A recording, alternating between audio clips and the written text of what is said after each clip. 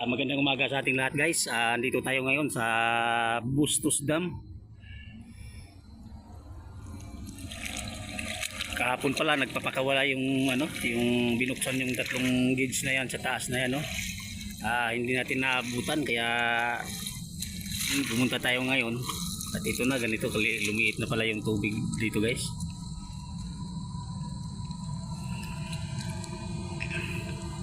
Yung kabilang gate guys doon sa bandang San Rafael, ayun, yun na lang ang naabutan natin na nagpakawala. At saka dito sa Bustos yan, yan guys, oh, malakas yung pakawalan nila dito sa maliliit lang na na gate. Sayang hindi natin naabot yung itim yan sa taas, oh. Yung tatlong na yan, oh. Yung rubber na yan binubuksan ng kahapon mga alas 12 tanghali kahapon, dahil nagpapakawala din yung Angat Dam doon. Sumabay din ito dahil para di siya maipunan ng tubig, tambakan ng tubig.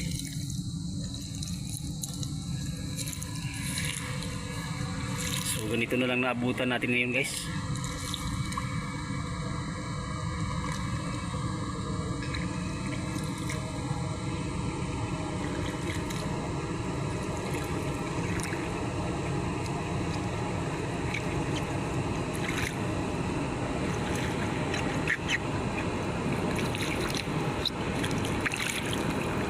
Pagkaalam ko kahapon daw itong mga damo na to hindi na nakikita yan, yun.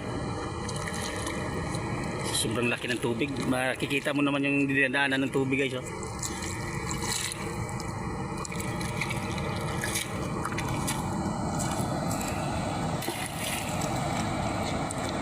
Yan, dito muna tayo, hindi tayo makakalapit doon sa sa may mismong gate guys. Buti nga at humupa na yung ulan dito, kaya itong maliit na lang ng gate na binubuksan nila para makapagbawas pa rin sila ng tubig kahit papaano. Pagkatapos yan dyan guys, marandaming isda yan dyan, nagtatago sa mga gilid-gilid ng mga bato, mga butas-butas. Yan, sa gitna na nga may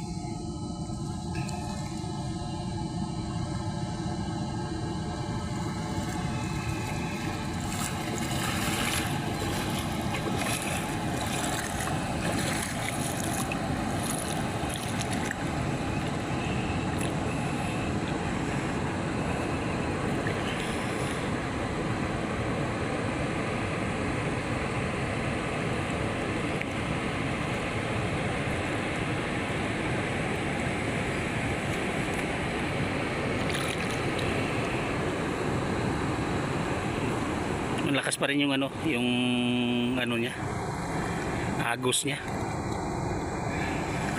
papuntang Baliwag.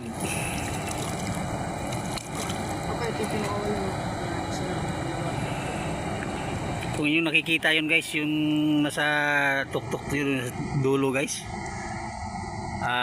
yung may damo nakasabit pa doon sa rubber, yun ang pinakawalan.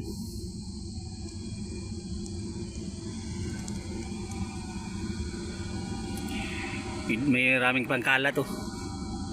Yung bandang San Rafael na yan, yung tatlong butas dun sa dulo, yun ang pinapakawalan. Makikita mo naman yung mga damo na naaanod, nakasampay dun sa rubber gate. Yan.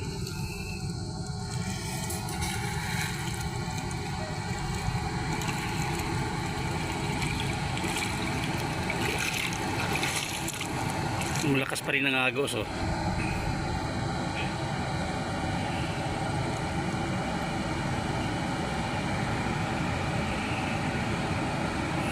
Yung mga tao doon sa gitna guys, nag-aabang lang yan kung kailan mag-isara na yan dyan. Ito, mag-isara na ito.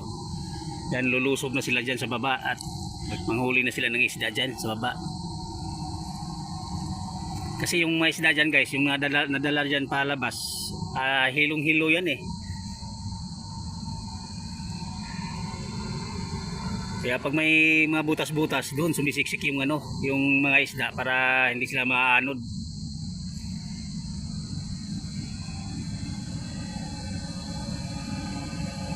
Kaya yung mga tao nag-aabang na diyan kung kailan isara tong ano, itong nasabing gate na ito at saka yung sa doon sa kabila. Ayun oh.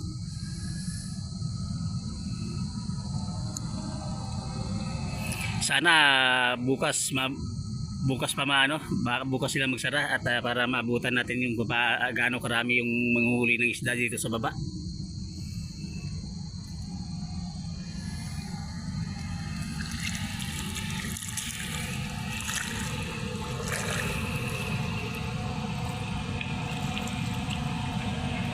Dami na nag-aabang dun sa taas oh.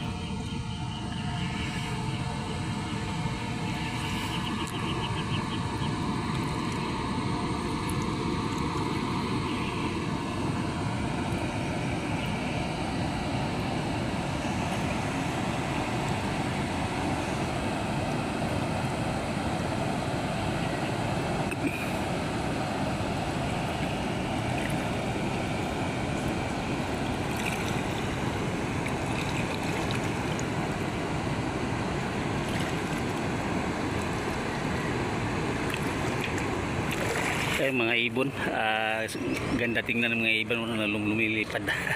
Nanguhuli din ng ano, makakain nila ng mga maliliit na isda.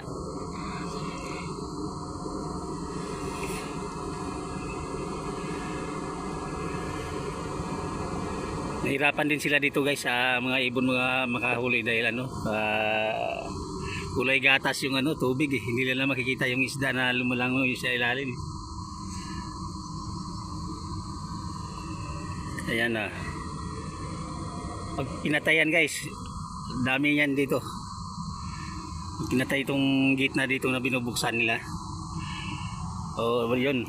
Saka babanat din yung mga yan, yung mga ibon na yan. Maghanap ng mga makakain nila, mga isda. Kasi maraming nangunguryente guys eh. Ngayon yung mga nakuryente maliliit, hindi kinukuha ng nangunguryente, yun sila ang kumakain. Kaya marami yan pag pinapatay na itong yung gate dito sa gilid sa doon sa kabila.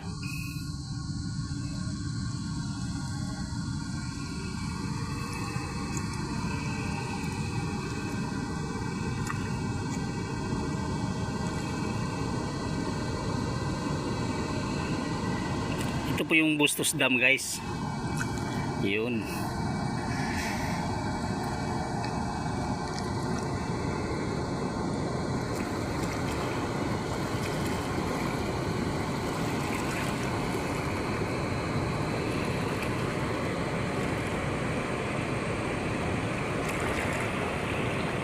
Yung kabilang side po yan, malayo po yan, bandang San Rafael na po yan.